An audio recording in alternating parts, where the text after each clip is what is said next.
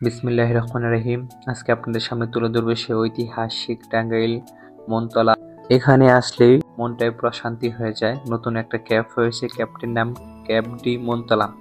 তো cab D মনতলাটাকে আপনাদের সামনে আজকে তুলে ধরবো। এখানে সৌন্দর্যটা কত সুন্দর একটা ভিউ। দেখেন আমার সামনে একটা পানির ফোয়ারা, ফোয়ারার মধ্যে যে পানিটাকে আমি টাচ করলাম, পানিটা খুবই শীতলময়। যখনই আমি পানিটাকে টাচ করি তখন মনে হয় সেই কক্সবাজারের কথা।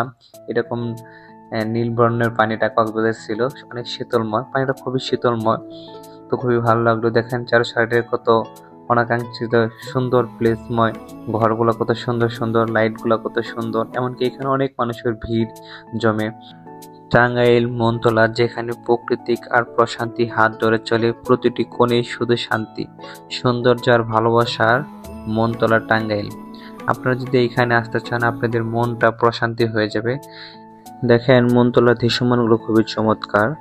দেখেন চারো সাইড দিয়ে কত গাছপালা, কত সুন্দর একটা গাছপালা, সুন্দর একটা আকৃতি ধারণ করেছে। রাস্তাটা অনেক সুন্দর। দেখেন মনতলা নতুন ক্যাফে সংলগ্নের কত সুন্দর একটা বিলটা কিন্তু অনেক চমৎকার। তো আসলে মন ছুঁয়ে যাওয়ার মুহূর্তগুলো, সুন্দরময় একটা বিল। তো মনতলার সৌন্দর্য হারিয়ে যাওয়ার মতো একটা দিন। আসলে এখানে না আসলে বুঝতে পারতাম না এত সুন্দরময় একটা ওয়েদার।